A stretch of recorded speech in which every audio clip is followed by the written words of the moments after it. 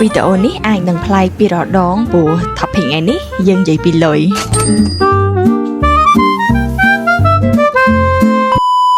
ចង់និយាយថាខ្វះតែមួយខែទៀតទេណាខ្ញុំអាយុ30ឆ្នាំហើយ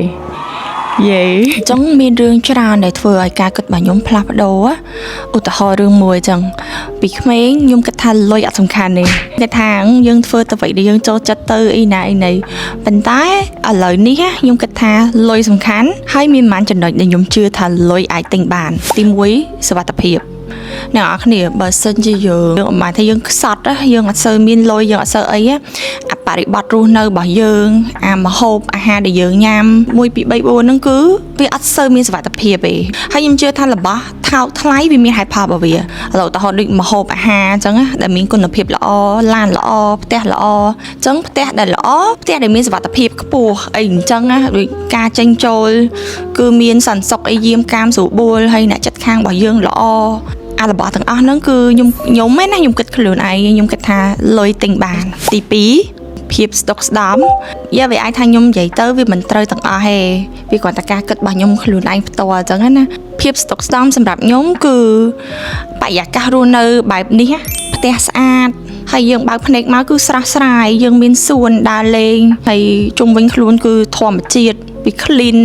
ហើយមួយទៀតខ្ញុំគិតថាពេលវេលាលុយអត់អាចទិញពេលវេលាបានទាំងស្រុងទេប៉ុន្តែអាចជួយសន្សំពេលវេលារបស់យើងអញ្ចឹងវាស្មើនឹងទិញហើយត្រូវអត់ឧទាហរណ៍ថាយើងជ្រើសរើសទីតាំងត្រូវយើងរស់នៅកន្លែងដែរទីប្រជុំជនយើងទៅណាក៏ស្រួលខ្ញុំគិតថាមួយថ្ងៃយ៉ាងហោចណាស់ក៏យើងចំណេញ1ម៉ោងទៅ2ម៉ោងដែរទៅ1ម៉ោងមកវិញ1ម៉ោងឧទាហរណ៍ណាមួយថ្ងៃចំណេញ2ម៉ោងបាត់អញ្ចឹងមួយខែប្រហែលម៉ោងមួយឆ្នាំប្រហែលម៉ោងបងប្អូនអាចគិតថែមខ្លួនឯងត្រួសទៅថាយើងចំណេញរៀងក្រែលដែរ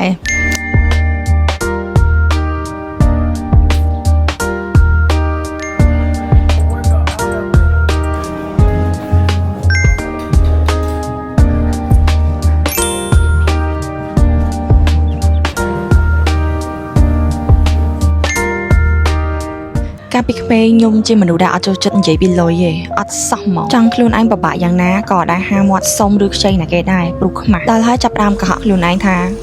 លុយគ្មានអីអស់ចាអត់ក៏អត់ទៅក៏ពិតខ្លួនឯងអត់មានសោះហ្នឹងតែធ្វើលុយមកដល់ឥឡូវហ្នឹងក៏អត់ទាន់ចេះសុំឬខ្ចីណាគេដែរគ្រាន់តែចេះទទួលស្គាល់ការពិតជាងមុនត្រូវលុយមិនអាចទិញអ្វីបានទាំងអស់ទេតែបើគ្មានលុយជីវិតក៏ពិបាកទៅតាមហ្នឹងហើយកិត្តិយសនិងញាតិក៏អត់សូវមានដែរនេះនិយាយចេញពីបទពិសោធន៍ផ្ទាល់ដល់អាយុកាន់តែច្រើនទំនួលខុសត្រូវនឹងមហិច្ឆតាក៏កាន់តែធំដូច្នេះការគិតស្ទើរទាំងស្រុងរបស់ខ្ញុំក៏បានផ្លាស់ប្ដូរឥឡូវនេះខំរកលុយឲ្យបានច្រើនព្រោះមានរបស់ច្រើនដែលខ្ញុំចង់បានដូចជាទីលំនៅជាដើមពាក្យថាផ្ទះគឺសំខាន់ខ្លាំងព្រោះមិនត្រឹមតែជាកន្លែងគេងពេលយើងហត់ទេតែគួរជាកន្លែងដែលយើងគួរមានអារម្មណ៍ថាកក់ក្ដៅសុវត្ថិភាពនិងស្រស់ស្រាយបំផុតទាំងអស់នេះគឺសុទ្ធតែត្រូវការលុយបងប្អូនអាចនឹងមិនឯកភាពមួយខ្ញុំក៏បានព្រោះនេះគ្រាន់តែជាការគិតផ្ទាល់ខ្លួនរបស់ខ្ញុំប៉ុណ្ណោះជាចុងក្រោយខ្ញុំសូមធ្វើការអរគុណទៅកាន់ក្រុមហ៊ុន Orchidea Development ដែលបាន sponsor វីដេអូនេះ